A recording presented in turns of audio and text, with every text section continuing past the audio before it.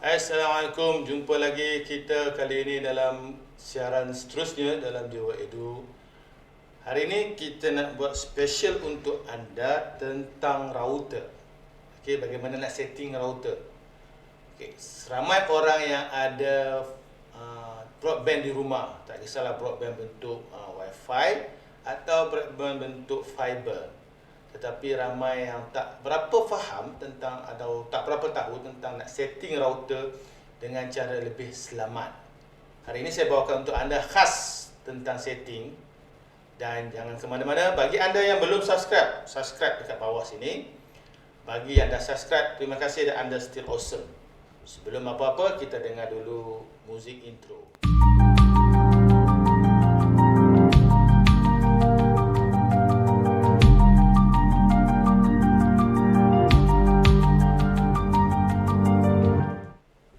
Okey, kita teruskan.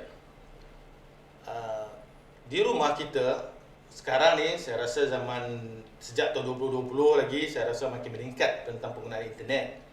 Dan ramai orang dah ada broadband sendiri dekat rumah.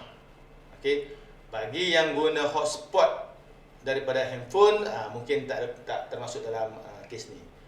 Bagi yang menggunakan broadband di rumah, sama ada anda home base, wifi ataupun kabel fiber optik, anda tentu ada router. Okey, sebelum tu anda kena tahulah mana beza antara modem dan router. Modem ni adalah yang datang dari luar direct, cucuk ke satu benda atau device kecil, itu panggil modem. Dulu kita panggil modem untuk call, kan. Kemudian daripada modem itu akan sambung ke satu lagi benda kecil, besar sikit daripada modem tadi, router atau AP, atau access point. Itu yang kita nak setting hari ini. Sebab ramai yang mengadu kadang-kadang internet dia cepat habis lah, tak laju lah, tak selamat, kan.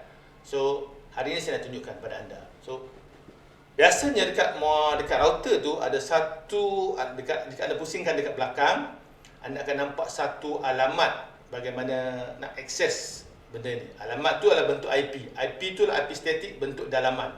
Okey. Anda jangan tengok IP yang berada dekat internet, atau biasanya anda dekat bawah sini. Kalau saya boleh tunjuk sekejap, saya tutupkan teks ni. Okey, mana teks? Okey, saya tutup teks ni. Okey. Dekat bawah ni, kalau anda tunjuk, anda nak perasan, dekat internet ni, sini pun ada IP, tapi IP tu IP untuk anda di luar, anda dengan connection internet. Tapi yang saya nak cakapkan dekat sini ialah IP dalaman yang dipunyai atau dipegang oleh router anda. Okey, kita ambil balik itu. Okey, anda tengok dekat situ, dia ada tulis URL dia atau alamat IP dia, nombor dia ABC, nombor 123 berapa. Anda buka komputer browser anda type dekat atas ni IP dia, dan anda akan buka, anda akan nampaklah alamat router ni.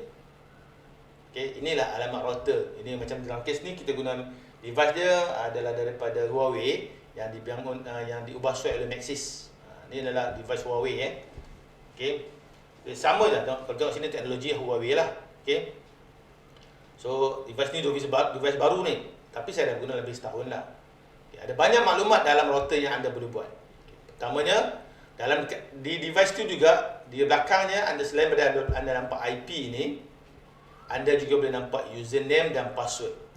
Okay. By default, username dia ialah user ID atau username, password dia ialah user juga. So anda kena tukar dulu supaya anda password ini sama. Kalau bagi yang hackers, kalau dia masuk rumah anda atau dia berada berdekatan dengan anda, biasanya IP yang dekat atas ni sama, sebab dia IP dalaman. So anda hampir satu Malaysia pakai IP yang sama. Okay, saya tak nak tunjuk lah sebab mungkin video ni ditonton oleh orang luar pula, kan. So user dan password ni mesti tukar lah. Saya dah tukar. Okay, login. Okay, inilah apa software yang digunakan di dalam anda punya router. Okay. Ada beberapa maklumat yang anda boleh tengok. Dalam kes ni saya buka adalah LG. Okay. Jika anda tengok dalam gambar raja, bagi siapa yang guna Maxis yang terbaru, anda lebih senang dapat sebab contoh anda sama dengan contoh saya. Bagi yang pengguna lain, lebih kurang sama, mungkin menu dia nama lain, tapi perkaranya sama. So, saya tak pasti apa menunya. Okay. Walaupun anda nampak gambar raja macam ni saja, di sini pun dah banyak maklumat yang anda dapat tahu. Okay. Contohnya, anda nak tahu, anda lalukan mouse anda, pointer ke mana-mana ikon yang ada, anda akan nampak gambar tangan kat sini. So, maknanya benda tu boleh diklik. 1, ni tak ada, ni 2, ni 3, ni 4, 5, 6, 7. Okey.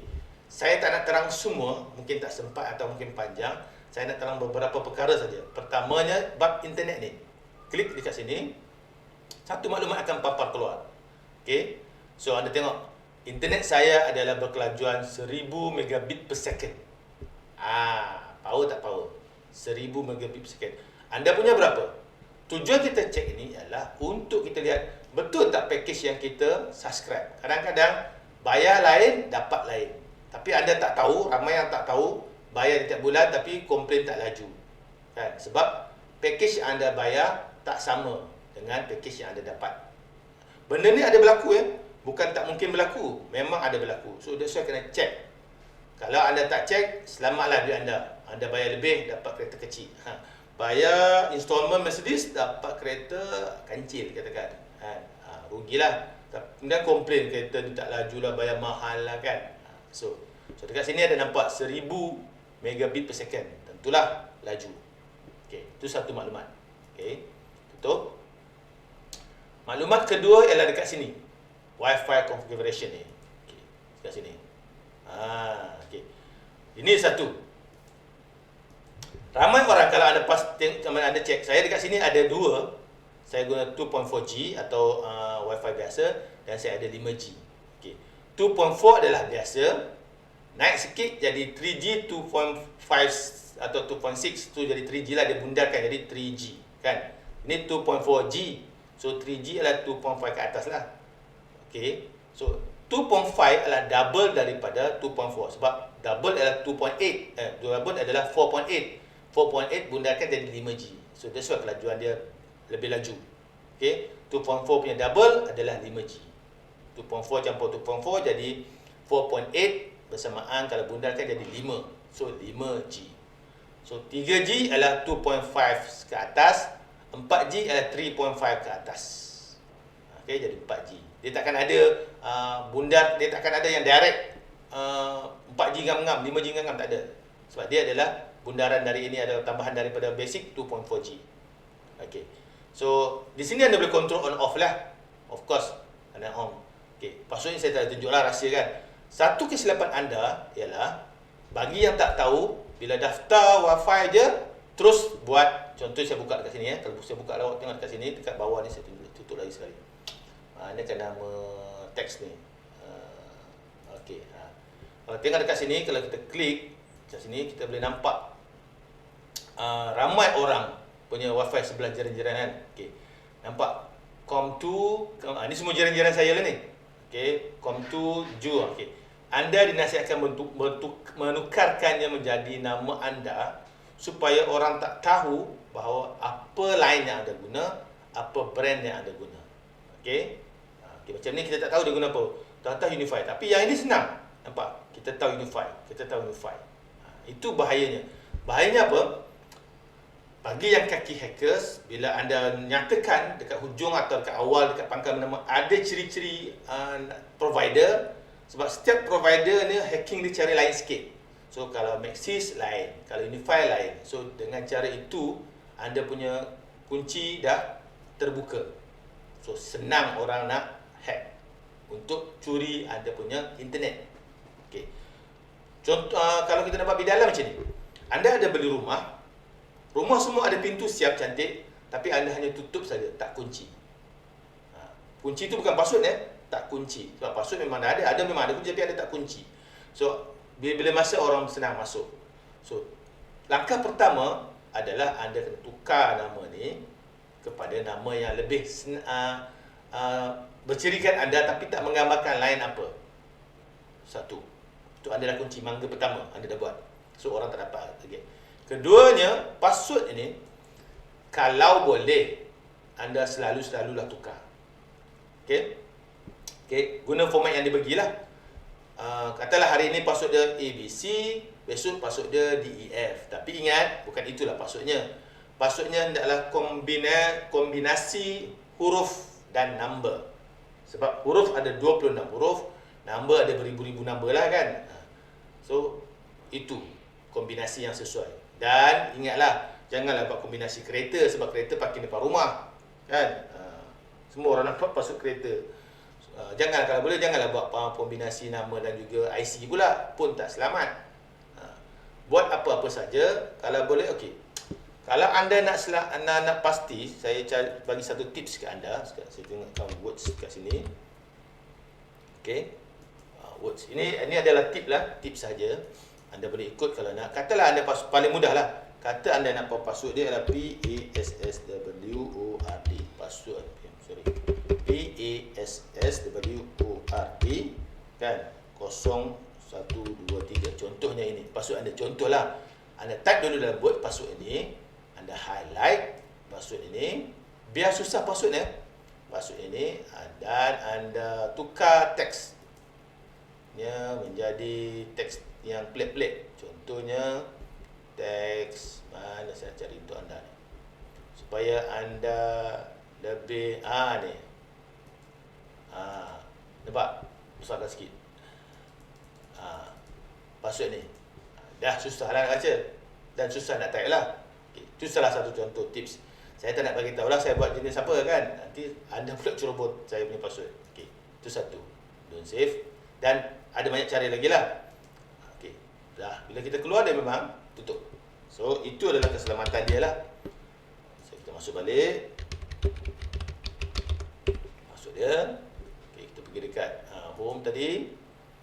So, ini saya nak tunjuk sikit je. Okay, tadi dah tunjuk password. Okay, kita balik ke sini. Tukar password. Tukar ni. Dan selain daripada kalau anda off switch untuk modem dan juga router anda. Okay, itu salah satu cara kalau bila anda tak ada di rumah ataupun anda off dekat sini. On kat sini pun boleh, off on kat sini pun boleh. Kalau malam-malam kan, biasanya kalau kita, macam saya, dia punya kabel kat bawah, dia punya router kat bawah. So, kalau nak on off, nak naik atas, malas kan. Kadang-kadang kalau anak-anak dah lama sangat online, kita on off kat sini tanpa pengetahuan mereka. Supaya mereka tidur awal. Okay, on off kat sini. Itu satu. Okay. Okay. Dan yang paling penting, ini yang paling penting. Dalam banyak-banyak ni, yang ni saya nak tunjuk. Device yang telah guna kita punya Wi-Fi atau line. Klik kat sini, anda akan nampak, sekejap dia tunggu, dia loading. Ini dia.